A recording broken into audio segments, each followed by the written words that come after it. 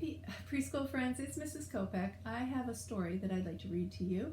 It's by an author that I read quite a few books from when we were in school back the end of February. His name is Peter Reynolds, and he wrote The Dot and Ish and Word Collector. And I found another book yesterday in my daughter's library that was also written by Peter Reynolds. So I'd like to share it with you. It's called Going Places. This book is written by Peter Reynolds and his brother Paul Reynolds, and it's an autographed copy, which means that they actually signed it. So here on the title page you can see that they wrote their names. So I was really excited when I found this in her library. It was given to her as a gift when she graduated college from her BC band friends. So it's called Going Places. I had tried to get it so that I could read it for you when we were studying the authors, but all I could find was a CD of it, and it didn't have any pictures. So this way it has pictures. So I hope you enjoy this book. Going Places. Raphael had been waiting all year long for the Going Places contest, a chance to build a go-kart, race it, and win. When their teacher announced who would like the first kit, Raphael's hand shot up. The rest of the class watched enviously as Raphael walked back to his seat with a kit. Mrs. Chandra assured them, "Don't worry, you will all be getting one." And they're exactly alike.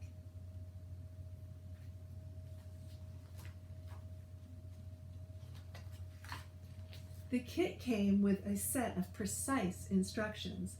That made Raphael happy. He was very good at following instructions. I know some of my friends are really good at following instructions too when we play Legos. Raphael hammered and he glued and he nailed and assembled his kit.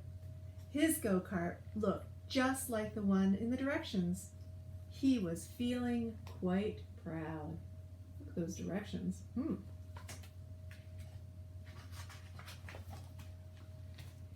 He peeked over the fence. "Hey, Maya, wait, you haven't even started yet."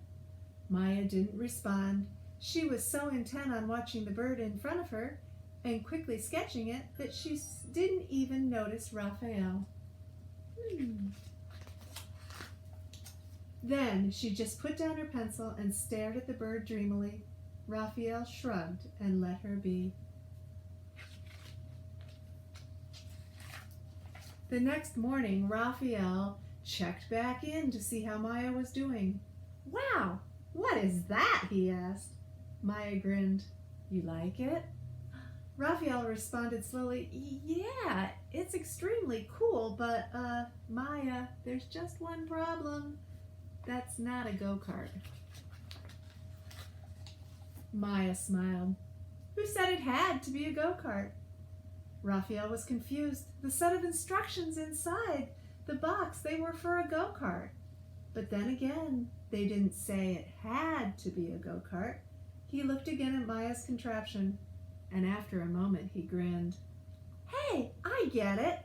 Maya, I really want to win this race. The instructions never said we couldn't team up either. We're going to work together. They're coming up with a plan." So they did, working late into the evening.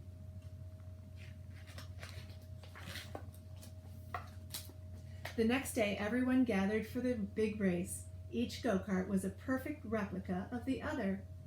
Can you see that? Except one. Doesn't look like a go-kart to me. One of the kids laughed. "Looks like you had trouble with the Going Places instructions. You're going places all right. You're gonna lose." Isn't very nice.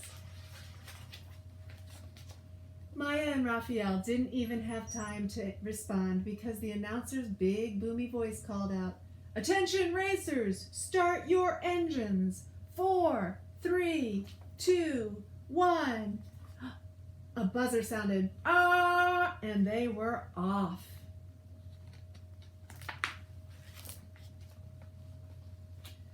While the other go-karts disappeared in a cloud of dust, Maya just sat there with in their motionless vehicle. Raphael shouted over the roar of engines and cheering crowds. Maya, what are you waiting for? No worries, Raphael, Maya answered. Flaps down, throttle up.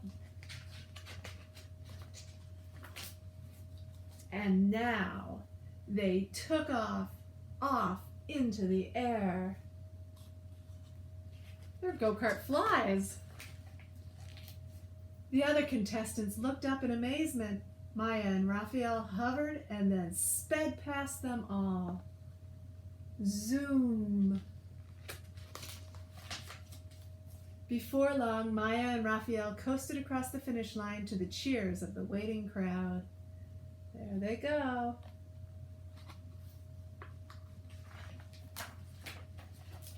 They kept rolling clear across the race grounds. Maya slammed on the brakes, stopping just short of the lake at the edge of the school field. Raphael noticed a frog leap from a lily pad and dive into the water. He raised his eyebrows and looked at Maya. She smiled. Raphael, are you thinking what I'm thinking? Raphael just nodded. What do you think they're thinking?